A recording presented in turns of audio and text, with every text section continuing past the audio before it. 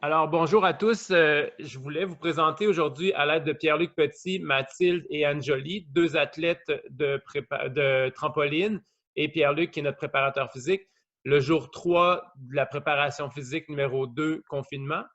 Donc, vous l'avez ici à l'écran. C'est possible, là, on va vous l'envoyer dans la semaine, là. Puis, c'est possible de suivre là, à l'écran présentement. Vous avez trois, trois rangées d'exercices, dont le A et le B. Donc, je vous laisse avec Mathilde, Anjoli et Pierre-Luc pour les explications du Condi jour 3. Excellent. Donc, pour le jour 3, ce qu'on va voir aujourd'hui, premièrement, au niveau alignement et long circuit statique dynamique, gardez en tête que la première partie, le A que Angeli va nous montrer, l'objectif, c'est vraiment de le faire en ayant le plus bel alignement possible, de vraiment travailler sur des positions de corps, puis de travailler avec un contrôle du corps, un contrôle en alignement corporel. Par la suite, vous avez un circuit qui est vraiment plus long, qui est un mélange de statique et de dynamique, qui va être montré par Mathilde. À la fin, vous allez avoir un bout de flexibilité active qui va être fait en équilibre sur les mains et il va y avoir un petit finisher pour les abdos.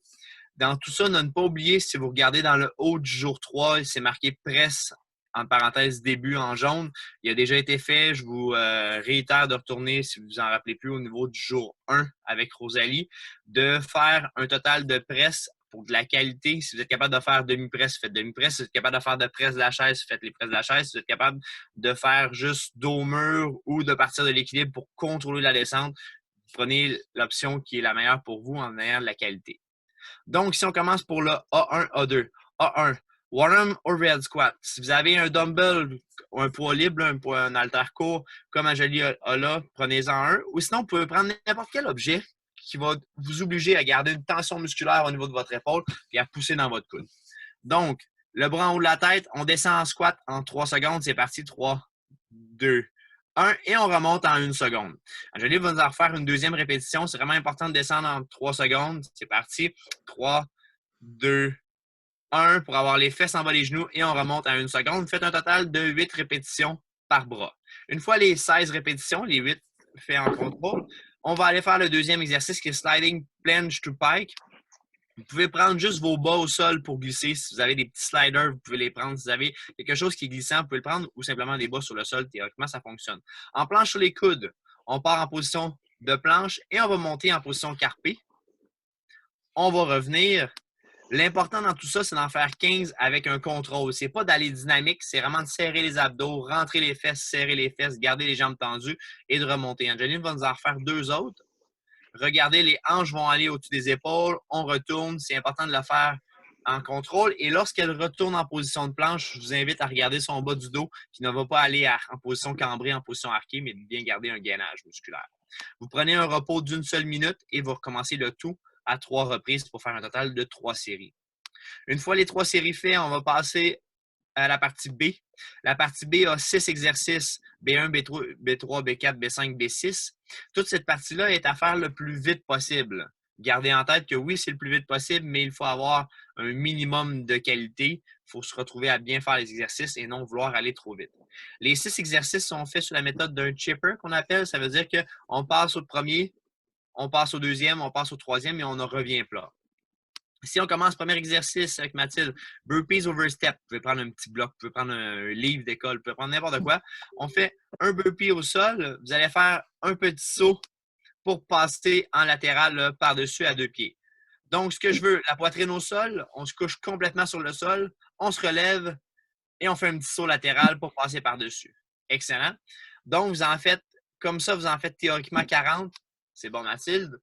Les 40, juste de faire un 20 aller-retour. L'objectif, c'est de faire tout ça, évidemment, le plus vite possible. Important de toucher la poitrine au sol. C'est pas de contrôler un push-up, mais vraiment d'aller la poitrine au sol et de sauter les 2 pieds en même temps pour passer par-dessus votre objet.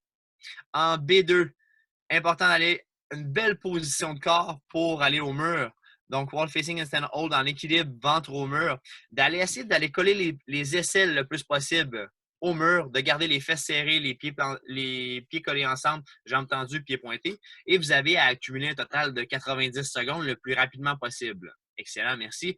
Lorsque vous avez fait votre 90 secondes, si vous êtes capable de le faire d'un coup, faites-le d'un coup. Sinon, vous pouvez le fractionner. Le but, c'est d'aller le plus vite possible. Si pour vous, 90 secondes est vraiment trop, on peut diminuer le temps à 1 minute simplement pour garder de la qualité et être efficace. En B3, Rush and Twist, on se place en position groupée. Important de ne pas croiser les jambes. Vous prenez une charge, quelconque charge, un ballon, une petite charge, un petit poids ou même un petit sac, et on fait de gauche à droite d'aller toucher le sol, comme Mathilde le fait présentement. Important de garder une belle position groupée, de ne pas bouger les jambes, et vous faites un total de 120 répétitions, donc de 60 touches par côté. À gauche, à droite, ça fait 1, 2, et ainsi de suite. Une fois le B3 effectué, on va retourner au mur pour faire wall sit hold, ça veut dire la chaise au mur tout simplement, d'aller maintenir pendant un total de 90 secondes le plus rapidement possible. Ce qui est important pour la chaise au mur, de garder les genoux alignés avec les orteils, de vraiment garder, et non les genoux à l'intérieur, vraiment rester une belle position droite, de garder la position, le dos bien droit, les abdos engagés et d'avoir les fesses à la même hauteur que les genoux. Une fois votre 90 secondes accumulées, on passe au 5e exercice, One Arm Object Thrusters. Vous prenez n'importe quel objet ayant une charge. On le tient à l'épaule, juste au-dessus de la clavicule. On descend en squat complet et on pousse en haut de la tête pour aller cacher les oreilles. Vous avez un total de 50 répétitions à faire, donc 25 par bras. Vous pouvez alterner, faire 5, 5, 10, 10. Vous pouvez faire 25 d'un coup, 25 de l'autre coup. Ça ne dérange pas du tout. Prenez la stratégie de votre choix, en autant que vous fassiez un total de 25 répétitions par côté. Important de descendre en squat complet, comme il a été démontré, de garder les genoux alignés avec les pieds comme il faut et de regarder devant pour être bien droit, le dos bien droit. Le dernier, le 6e exercice, plank hold avec les pieds surélevés. Ce qui est important, si vous avez un ballon, vous pouvez le prendre. Si vous avez une chaise, vous pouvez la prendre. Vous pouvez prendre un divan, vous pouvez prendre n'importe quoi. D'être en planche sur les coudes, mais les pieds doivent être à la même hauteur que les épaules ou un petit peu plus haut, simplement pour changer le stress. On tient la position pour pouvoir aller accumuler le 90 secondes le plus rapidement possible. Et important de garder le nombril vraiment qui est poussé vers la colonne vertébrale pour garder un bel engagement musculaire. Les 6 exercices se font le plus rapidement possible. Excellent, merci. Avant de passer au C, vous prenez le repos qu'il vous faut. Ensuite, on va passer au mur avec Angélie. Hips Mobilité, vous avez également le lien YouTube si vous en rappelez plus, mais elle va nous le démontrer. On va aller faire de la flexibilité active en position d'équilibre sur les mains. Donc, on part en équilibre sur les mains.